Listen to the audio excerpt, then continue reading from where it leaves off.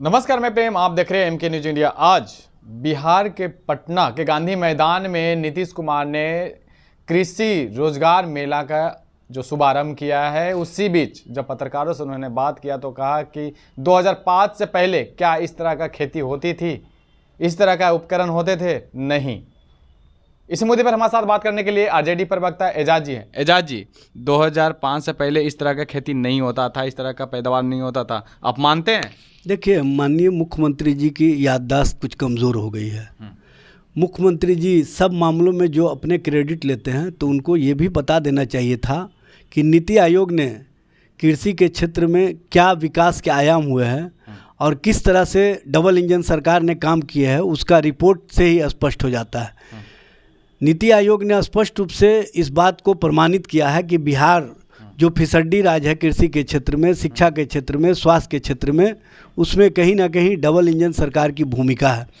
और नीतीश कुमार जी किस तरह से सरकार चला रहे हैं, जनता के लिए, खेत और किसान के लिए, ये बताने की आवश्यकता नहीं है।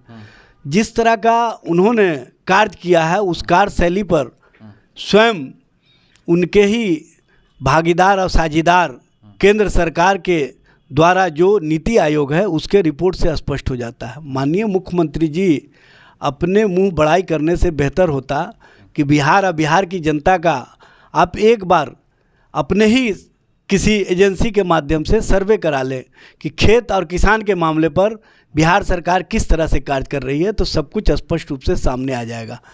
आप ना तो जनता के हित में काम कर रहे हैं, ना किसानों के हित में काम कर रहे हैं, ना मजदूरों के हित में काम कर रहे हैं, ना नौजवानों के हित में काम कर रहे हैं।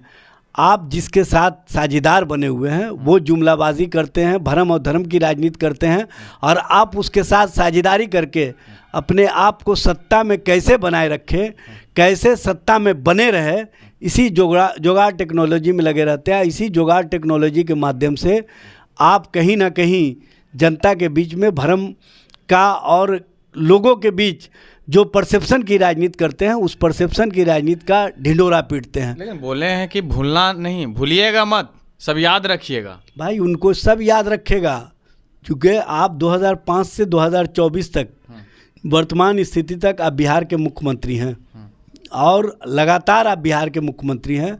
लेकिन बिहार कहाँ पहुंच गया है, अब बिहार के स्थिति और परिस्थिति किस तरह से बन गई है, ये अब बताने की आवश्यकता नहीं है।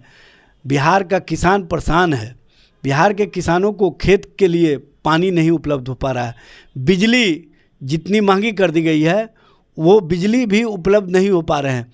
और सरप्लस जो बिजली होता है, वो आप किसानों के बीच नहीं ले जा करके अपने जो एजेंसी है उसके माध्यम से दूसरे राज्यों को बेचने का काम करते हैं, और दूसरे राज्यों को कम दर पर आप बिजली उपलब्ध कराते हैं, जबकि बिहार में किसानों के लिए, आम आवाम के लिए अधिक रेटों पर बिजली उपलब्ध कराते हैं। ये है आपकी सोच, ये है आपका किसानों के प्रति रवैया।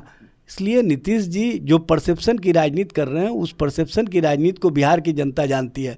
और जिस तरह का आप लोग बयान देते हैं, उस बयान से अब जनता कहीं ना कहीं वाकिफ़ हो चुकी है, और जनता को भी पता है कि आप इस तरह की भाषा, इस तरह की बातें इसलिए करते हैं ताकि आपने जो काम नहीं किया है उसका परसेप्शन दूसरे के सर फोड़ा जा सके। जी, जिस तरह से आप बोल रहे थे कि स्मार्ट मीटर नहीं चीटा मीटर है, वो मानने से इनकार कर रहे हैं। देखिए, उनके मानने और नहीं मानने से नहीं होगा। बिहार का एक एक आवाम, एक एक लोग, एक एक किसान इस बात को कहता है कि स्मार्ट मीटर के बाद हमारे पॉकेट और हमारा जो कहीं ना कहीं आय का स्रोत है, उस स्रोत का बहुत बड़ा हिस्सा बिजली बिल में देने में समाप्त हो जाता है।